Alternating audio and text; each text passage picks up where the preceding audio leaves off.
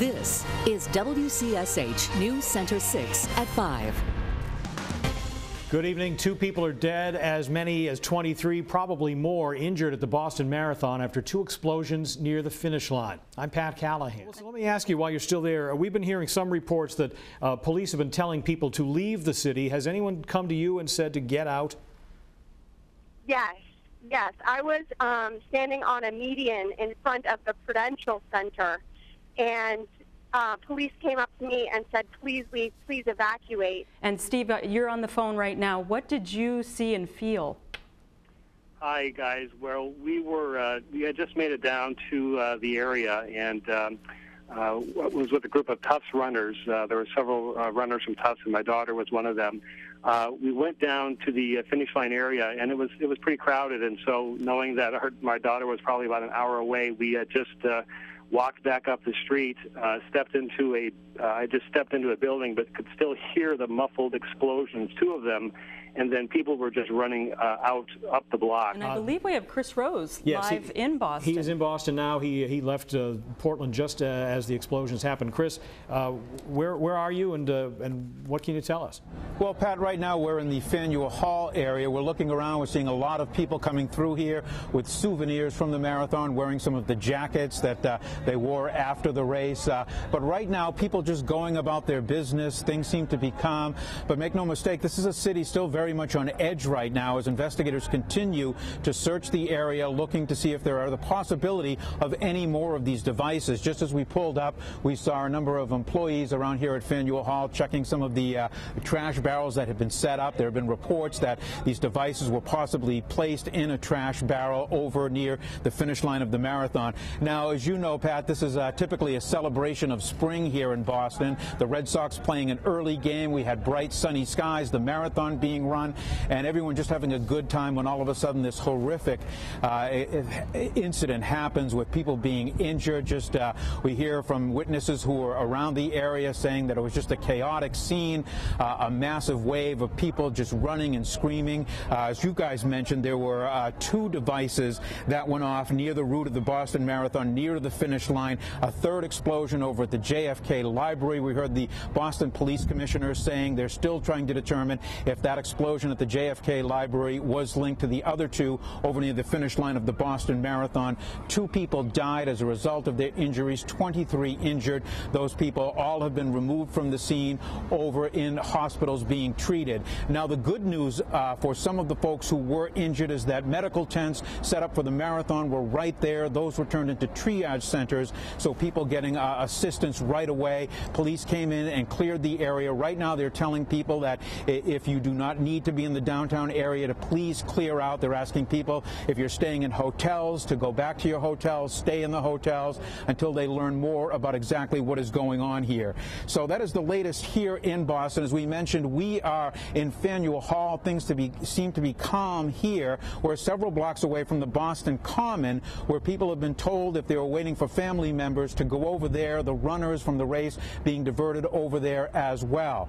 I tell you that it's a couple hours away from where we left in Portland, but to see something like this happen, an explosion in a very busy area, a lot of people from Maine down here running in the race, here to cheer on relatives. This hits very close to home. Pat, back to you. Continuing coverage of the Boston Marathon explosions, 2 people confirmed dead, dozens are injured. We want to remind you that if you have somebody who was in that race or who was down in Boston running the race and you haven't heard from them, you want to know if they're safe, you can go to redcross.org. They have a service that lets people register to either say, yep, I'm here and I'm okay, or that you can find information about somebody that you know that you're hoping is all right, because cell phone service out of Boston has been disrupted. Texting apparently works reasonably well, and so forth. But if you're worried about somebody, go to redcross.org. You'll find information there about how to check in on somebody. And we also have a link to the 202 names of the runners from Maine. And so you can check in to see if they've at least finished, and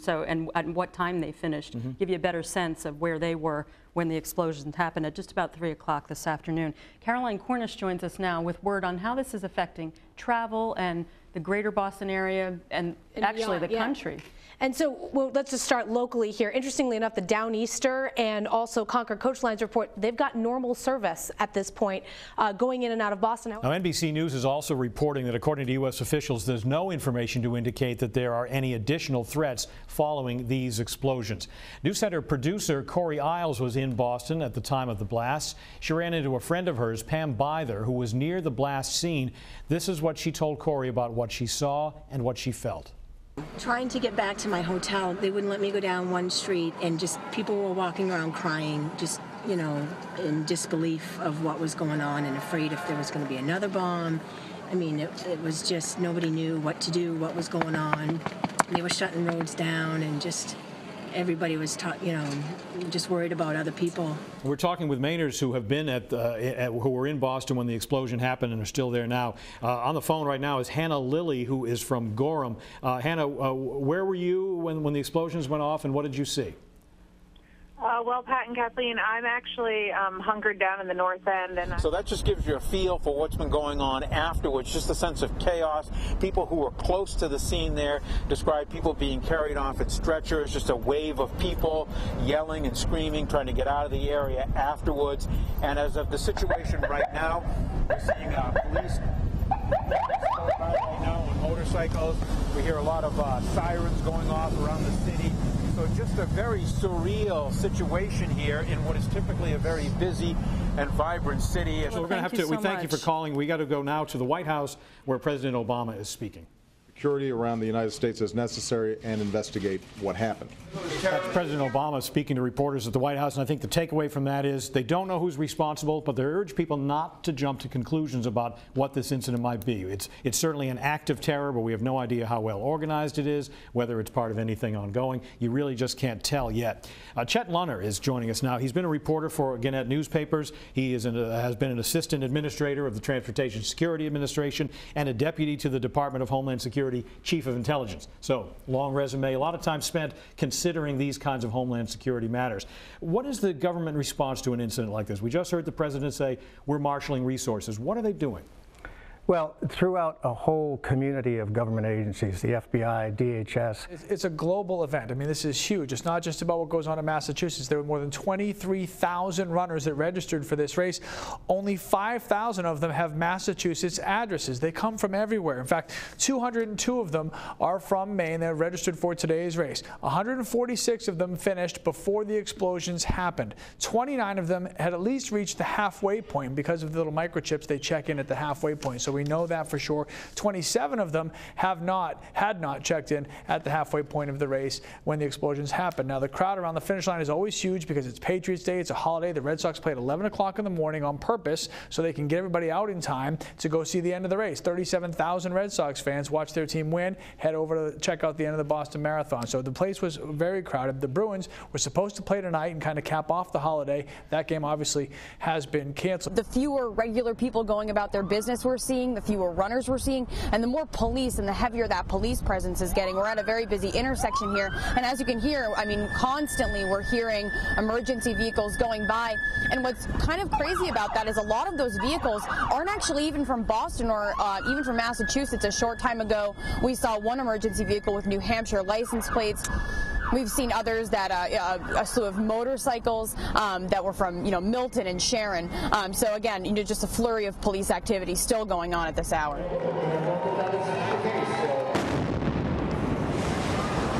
Explosions in Boston kill 3 people and injure more than 100 at the finish line of the Boston Marathon. The aftermath was chaos and terror. And this is what it was like to be at ground zero.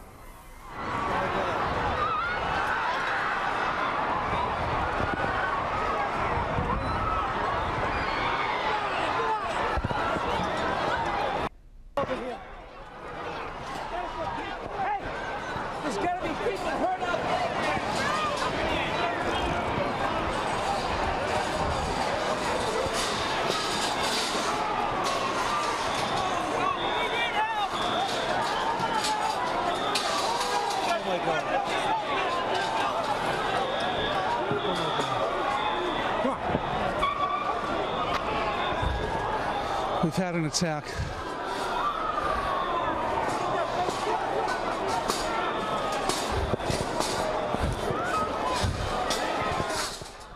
Good evening. I'm Pat Callahan. Hospitals report they are treating at least 134 people. Of those, at least 15 are in critical condition. Their injuries range from cuts and bruises to amputations. Many victims suffered lower leg injuries and shrapnel wounds. Some have ruptured eardrums. Dr. Richard Wolf, chief of the Department of Emergency Medicine at Beth Israel Deaconess Medical Center, says several of that hospital's 21 patients may not survive. Surreal is the word that we heard most often from people that we spoke with. Police, fire, rescue crews could be seen racing around the city today. Tonight, blue lights could be seen all across the city as this investigation continues. We are here at Faneuil Hall in Quincy Marketplace, a place that is typically very busy with tourists and shoppers, but that was not the case today and this evening.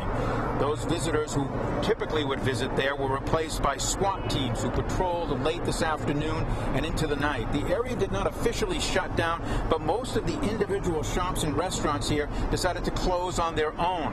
Now, this day is usually a celebration of spring in the city of Boston. The Red Sox play an early game, the marathon is run, and today it all happened under nice sunny skies, but the celebratory-like feeling was quickly put aside and turned into horror when 2 bombs went off simultaneously near the marathon finish line. 3 people killed and scores injured. We spoke to some people who ran in that race, including one man who made his first trip to the Boston Marathon from London. He had just finished the race and was relaxing with his daughter when the blast rang out. We thought it's completely surreal, really surreal. It's like a nightmare. We're sitting having a drink, watching it all on the telly, and you think it's the 117th or whatever it is. You know, I've just qualified, good phrase, to get into this thing, and, you know, then it's the one time we come here that happens. And you just think, well, if that'd been me, if I'd been half an hour slower, I could have been caught up in that. And it's terrible. It's just, it's unspeakable. Words just can't describe what happened today. This reminds me of 9/11, what the folks in New York had to go through, wandering the streets because the subway shut down. I mean, I can't get to my wallet, my car keys, because they're near the finish line. Now, those blasts occurred right near the Marathon Sports Store. That store is owned by a Maine native, Colin Petty, who was a track star at Cheverus High School. He graduated in 1981, and in fact, he is in that school's Hall of Fame. He was in the store this morning getting ready for the big day, and he says he was out on the sidewalks in some of those trash cans where those bombs may have been planted. I know exactly where it was. I know the trash can that it was in. The overwhelming comment we heard from people as they arrived here at the Transportation Center tonight was that they were glad to be home. We talked with Mainers who spent their Patriots Day in the big city. It was a day that turned out to be very different from what they expected. Now, surprisingly, perhaps, the bombing and its aftermath in Boston did not significantly interrupt the Amtrak's Down Easter service or the Concord Coach Line's bus service that run between Portland and Boston. But people definitely said they felt the shock and confusion that were caused by the bombing.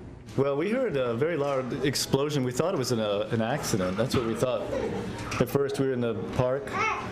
And then we saw a lot of ambulances and police cars and fire trucks, and then we headed back to the train station just because we wanted to get out of there. But it was crazy. People were trying to get to the station and catch the T's and the train, and it was crazy. But did you get a sense that people were nervous? Yes, very.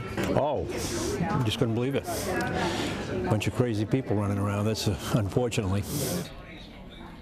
Now, of the people we talked with tonight closest to the scene of the bombing were 2 Mainers who were involved with the marathon itself. Celeste Embry, who ran her first marathon, and Brad Goodwin, who's a volunteer. That's quite an accomplishment.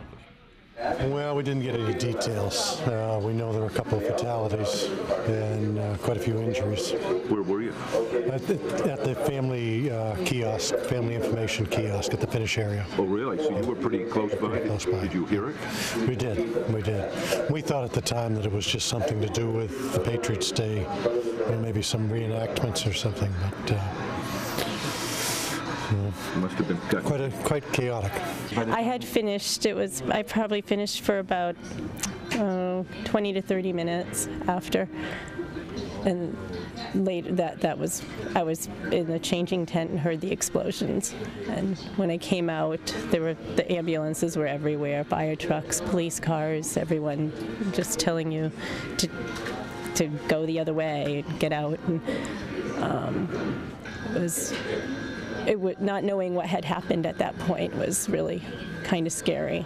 Now, Celeste also told us that she thinks that, unfortunately, today's events will cast a shadow over the marathon for a number of years into the future. As somebody who just ran her first marathon in 3:31, she's very sad about that, and she said she's angry at whoever did it for putting that kind of a dark stain and that cloud over what's been a great event for more than a century in Boston. People, Pat, incidentally, did also tell us that at North Station, police officers were there searching trash cans, presumably to see if there were any other bombs, and also on the PA system, the announcer was telling people to keep an eye out for anything unusual that they might see and report it if they did. And overwhelmingly, people said they were just glad to be back. Pat? All right, Don Carrigan, thanks so much. Pat, surreal is exactly the word for it. You just stand here in Boston on what is such a beautiful day and just say, how could this have happened?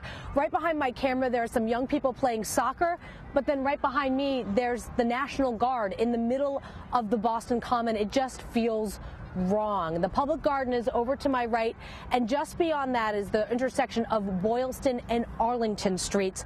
That is where police set up a barricade, and you can look down Boylston Street. It's just desolate. This is a street that is bustling with cars and with people on a regular day. Today, there's a small makeshift memorial going up at the site with some flowers and some Red Sox t-shirts. Passers-by are taking pictures of a street where you can still see marathon debris, the foil sheets runners put over their shoulders at the end of the race. As the investigation into yesterday's Boston Marathon bombings continues, the list of names of those killed or injured are coming to light. 2 of those injured are people from Maine. Hello, everyone. I'm Kathleen Shannon. And I'm Pat Callahan. Rob and Cindy are off tonight. Here's what we learned today. Sarah Gerard, a 20-year-old student at Northeastern who's originally from Falmouth, is recovering at a hospital in Boston. We're told she has a broken leg and the doctors had to remove pieces of metal shrapnel from that leg, but that she is expected to recover. Also injured in the bombing was Karen Engelhardt Rand, who is originally from Portland, but who now lives in Boston. She was at the finish line to take a picture of her boyfriend finishing the race. Both of her legs are broken and both of her eardrums were damaged. The friend she was with, Crystal Campbell of Medford, Massachusetts, is among the dead. We have 2 reports for you from Boston. News Center's Caroline Cornish is at Boston Common, which looked a little like an army camp today. But we're going to begin with Jay Gray.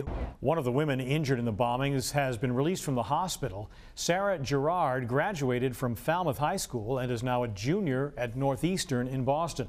We've been showing you this picture for the past couple of days. This is how she looks now that she's out of the hospital. After the attacks, she was taken to Tufts Medical Center in Boston to be treated for a broken leg, a ruptured eardrum, and shrapnel wounds. Sarah's mother, Susan, says her heart sank when she found out about the attacks. When I got a text from a friend that said, "Hope Sarah's not at the marathon," and your heart kind of stops because I knew she was. I just felt my knee kind of get hit with something, so that was the initial impact. I just really appreciate all the help and support that I've gotten so far from people from home, from barely knowing them, to just like kind words of support. So. After being released from the hospital, Sarah and her mother are heading home to Falmouth so she can convalesce. Bombing in Boston may be causing organizers of many other public events to rethink their security plans. Case in point, the Beach to Beacon 10K road race.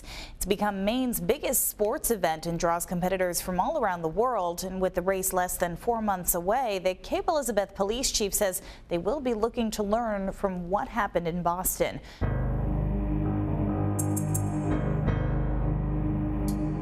We may be momentarily knocked off our feet, but we'll pick ourselves up. We'll keep going. We will finish the race. Good evening. I'm Pat Callahan. And I'm Caroline Cornish in for Cindy Williams. We're going to hear more from President Obama, but first, some breaking news out of Boston. The FBI has released photos of 2 suspects in the Boston Marathon bombings and is asking for the public's help in identifying them. FBI agent Richard Delorier says one of the suspects is believed to have planted the devices near the finish line of the race. He says both suspects are considered armed and extremely dangerous. Video shows they appear to be walking together at one point. The images are posted on the FBI's website, but within moments of the FBI releasing the images on its website, that website crashed. The FBI made this plea to the public. Suspect 1 is wearing a dark hat. Suspect 2 is wearing a white hat. Focus is on the search, on the manhunt. Chris, how are things now? Well, that's right, Kathleen. The new developments here, just within the last few minutes, 2 military-style helicopters came flying overhead. You're looking at one right now that is hovering around the area behind the Watertown Mall. That is the same area where a smaller helicopter had been hovering around for several hours this morning. Now, as we mentioned, we are at the Watertown Mall. There is a heavy police presence here. Also, across the street where the command post is set up at the Arsenal Mall, there are hundreds of federal, state, and local law enforcement officials here on the scene, and there are even a lot of police officers just kind of hovering around the large crush of media here. There's media international, national, local, all set up. A lot of the large satellite trucks, and police have been kind of keeping watch over the roads just to make sure anyone who doesn't belong in this area stays out. So this is where we are right now, where most of the center of the focus has been this morning. The governor and other politicians, officials from Massachusetts, along with law enforcement, are right across the street there at the command post. Those folks are being briefed right now about the latest for this manhunt. This all started to unfold last night around 10:30 over on the campus of MIT when a security officer was found shot in his vehicles. There was a subsequent carjacking, 2 suspects then leading police on a high-speed chase to the town of Watertown, where we are now. One of the suspects was killed, and the massive manhunt has been going on throughout the early morning hours, and it's still going on right now. It's unclear exactly where police and authorities are focusing on. As we mentioned, we are at the Watertown Mall. There's an area behind the mall where there's been a chopper circulating and hovering around through much of the morning. Now those 2 military-style helicopters have now come onto the scene. They are also looking around and hovering above the area behind the Watertown Mall. All of this in search for a 19-year-old young man from Cambridge with roots near Russia. So that is the latest here in Watertown. We'll keep you updated throughout the noon newscast if there are any developments. We were waiting for the governor of Massachusetts, the Boston police commissioner, and other officials to brief the media as far as where things stand right now. As we mentioned, this has been an unprecedented situation with the entire city of Boston basically on lockdown and several surrounding communities, well, people being told to stay in their homes. There were reports this morning of when the police were on that high-speed chase, chasing after that carjacked SUV, that there were actually explosive devices thrown out of the vehicle at officers. So as you can imagine, it's a very tense situation here. The man they're looking for, not sure if he has potentially explosives strapped to him or if he's planted other explosives. So it's a very tense, as police would describe it, a grave situation, and asking people just to stay indoors and wait for further developments. That's the latest here at the Watertown Mall. I'm Chris Rose. Kathleen, back to you.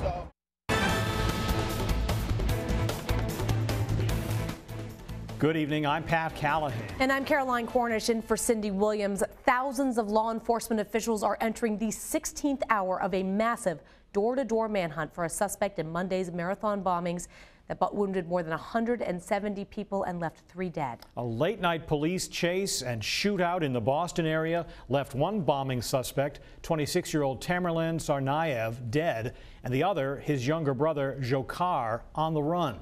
News Center's Chris Rose is in Watertown, Massachusetts tonight, just across the river from Boston, where the scene is still very active. Chris? Well, that's right, Pat. Truly an extraordinary day here in Watertown, the city of Boston, and surrounding communities, where the area has basically been locked down. It's not officially being called a lockdown, rather, it's being called shelter in, meaning people should stay put, stay in their homes, do not come outside, do not answer the door for anyone unless you are absolutely positive that it is a police officer. Now, this area where we are right now, you can still feel it is very tense. We just had some bomb-sniffing dogs come through here, checking all of the equipment. This is where the media is assembled. We are at the Watertown Mall parking lot, and just across the street is the Arsenal Mall. That is where the command post has been set up. There are hundreds of federal, state, and local law enforcement officials who have been on the scene here all day. Now, traffic in and out of the town of Watertown has been restricted throughout the day. We could see police and SWAT teams and cruisers and military-style vehicles coming and going with the sirens and lights flashing. Now, police say they are still combing the streets throughout the neighborhoods of Watertown, going door to door looking for this suspect. A helicopter spent much of the day circling and hovering around the neighborhood just to the left of where we are, behind the Watertown Mall. Massachusetts Governor Deval Patrick, state and local police thanked people for their patience and cooperation throughout the day and asked them to continue to please stay put in their homes. You've done great. We've done everything we've asked, but we need some more time. You have to stay in your homes, stay in place. As the Colonel said, we still have some work to do. Even after we clear the area, there's a major crime scene down there that's going to take some time. But I've been assured to all the gentlemen behind me that they're not going to leave until the town is safe. So it may go today, tomorrow, and over the weekend before we have that whole crime scene under control. Now, earlier in the day, police wanted to give a heads up to people in a Cambridge neighborhood over on the Norfolk Street area. They said they did plan to do a controlled explosion near one of the apartments where at least one of the suspects lived. That was earlier today. We're not sure if that actually happened. As we mentioned, this is an unprecedented situation here in Watertown, the city of Boston, with people being told to stay off the street, stay in their homes throughout the day. A short time ago as well, Massachusetts emergency management officials said that people who were in the city and went to work, they can leave. They should get someone to come pick them up. All of the MBTA public transportation, mass transit is still shut down. However, cabs are running, so cabs can pick people up. So they're telling people they don't need to stay at work. They can go home. Here at the mall where we are, there's a Target store right here. Some of the folks were let out earlier this afternoon. Some said they were stuck inside the store for 24 hours. As they came out, they could not leave until police with the bomb-sniffing dogs came and checked their vehicles, but those folks have all left. And this all centers around this individual, 19-year-old. He's the suspect in this case. He is a resident of Cambridge from Chechnya, originally in Russia. And he is the focus of what I would say is the largest manhunt ever conducted here in and around the city of Boston. So that is the latest. We will stay here. We'll be updating you throughout the next few newscasts. Back to you in the studio, Pat. We'll talk to you again soon. Thank you, Chris. Within hours of releasing surveillance photos of the suspects in the bombings, police followed a trail from Cambridge to Watertown, as Chris talked about, and that led to all of today's events. Here's the timeline. It all started last night at 10:20 when police say two men robbed a 7-Eleven near the MIT campus in Cambridge. About 10 minutes later, an MIT campus police officer was found shot in his vehicle in Cambridge. Minutes later, a carjacking in Cambridge. The victim in that carjacking is released at a gas station unharmed about a half hour later. Police chased the suspects toward Watertown. Along the way, the brothers reportedly threw explosives from the car. At 1 a.m., the first reports of gunfire in Watertown are reported as the brothers shoot it out with police. Around 4 a.m., police confirmed the brothers were behind the shooting of the MIT officer and the carjacking. A short time later, the Middlesex District Attorney's Office confirms one of the suspects is dead, the other still on the run. I am thrilled and proud. I think that sends a message to the rest of the world that we can actually move fast, we can move very fast, and not going to get away with it. Working in and going in every morning just became something that was very unwelcome and scary, and you found yourself, being greeted off the train by bomb-sniffing dogs and SWAT teams, and it was just a very frightening week. So very, very relieved. I think everybody will rest a little easier tonight. Well, Pat, that scene you just saw took place right here behind me on Mount Auburn Street about, an hour and a half ago. An impromptu crowd gathering here in the streets cheering. There were people blowing horns. You could hear them chanting USA, USA, other chants of BPD from Boston Police Department. Just an incredible scene of jubilation here in Mount Auburn Street. Now remember, this all came a day after a very tense day. People were blowing off steam. Things were very intense throughout the neighborhood here. People told to remain in their homes throughout the day, not to come outside. Police at times calling the situation grave because an armed and dangerous suspect was on the loose. Police fanned out all throughout this neighborhood, combing 20 different blocks. But we must not forget, throughout all of this celebration, that people died here, and several more people still recovering from serious injuries. The celebration tonight tempered with the reality of how brutal these crimes were. And tonight, that suspect himself is in critical condition in the hospital. Lay is here in Waterville, up Ridge Road. Pat, back to you.